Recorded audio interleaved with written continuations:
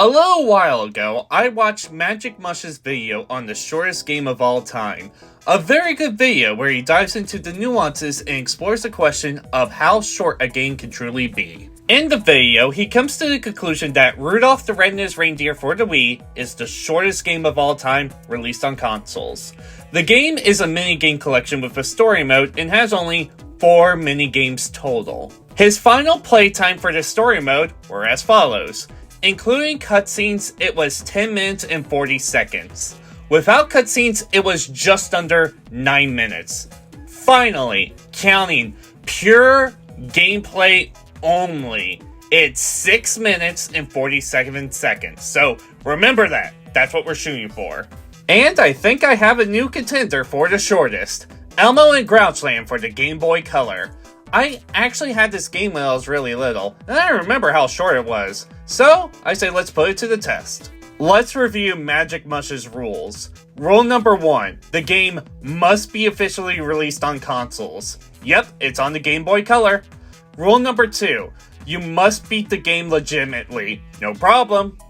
Rule number 3, the game must have an actual ending. It does.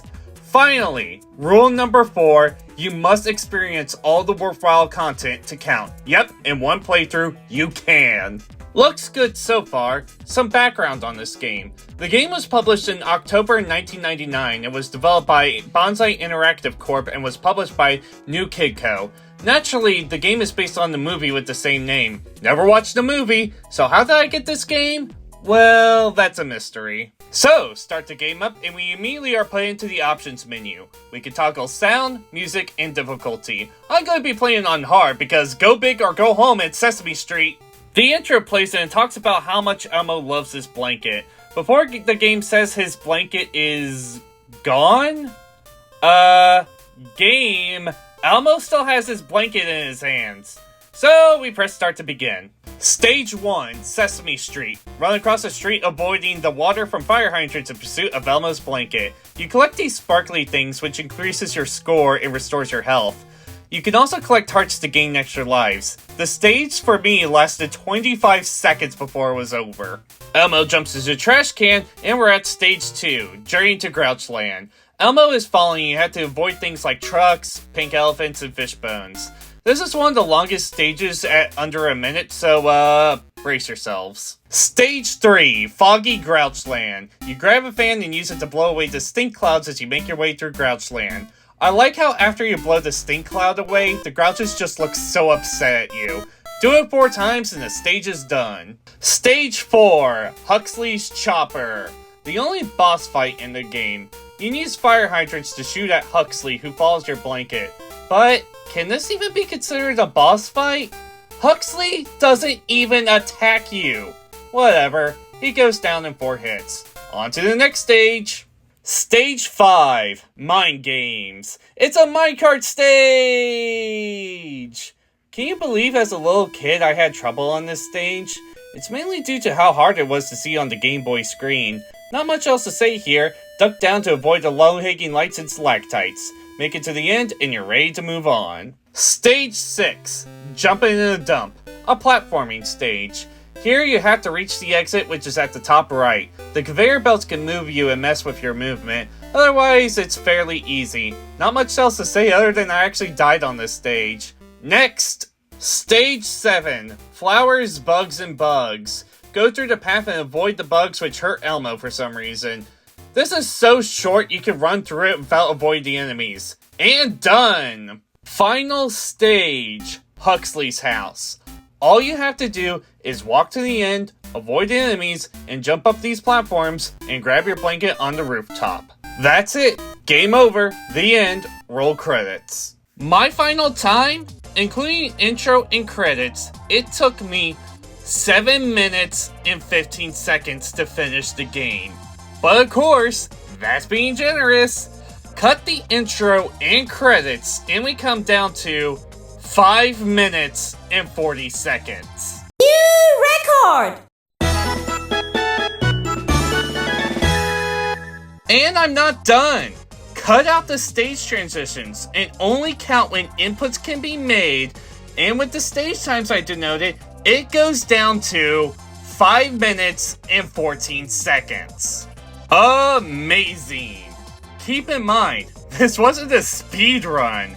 Heck, I made plenty of mistakes, including dying on stage 6, not knowing the minecart could move faster on stage 5, among other small things. The fact that this game is more than 10 times shorter than the movie says a lot. Even though I never watched the movie, I know this game left out a lot of it.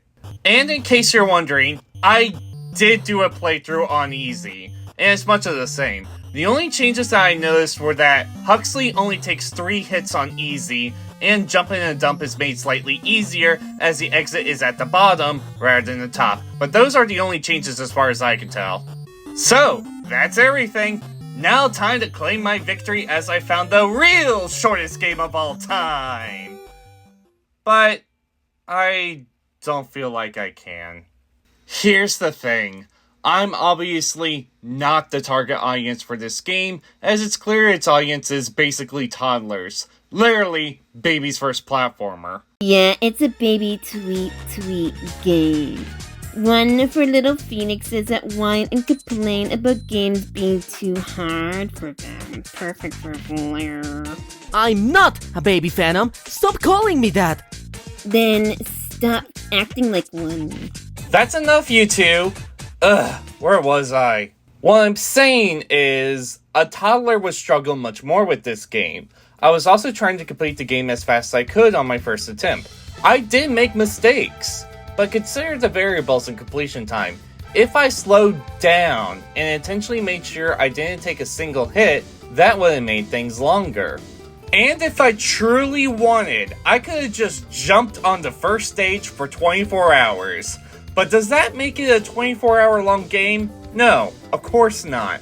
But the time it takes will vary depending on the skill and how you play. Rudolph the Red-Nosed Reindeer, on the other hand, use set timers to keep the length of minigames consistent. So in the grand scheme of things, is this truly the shortest game ever? Depends on how you approach things. Yeah, I know, a bit of an unsatisfying answer, but the fact it took me less time is worth considering, I think. Wow, that was fast. Suppose that's all I could cover in the shortest game. Or is it? Look out for a short later. Also, Magic Mush, if you're watching this, thank you very much. I really enjoy your videos and deep dives on things, and I really appreciate you inspiring this video. Thank you. That being said, if you enjoyed this, then be sure to give it a like and subscribe. I'm excited to work on some bigger projects down the line, and I hope you all stay tuned. Thank you very much for watching, and I hope to see you all again.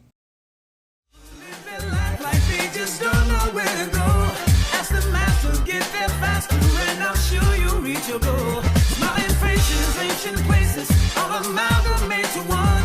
In this life you get one shot.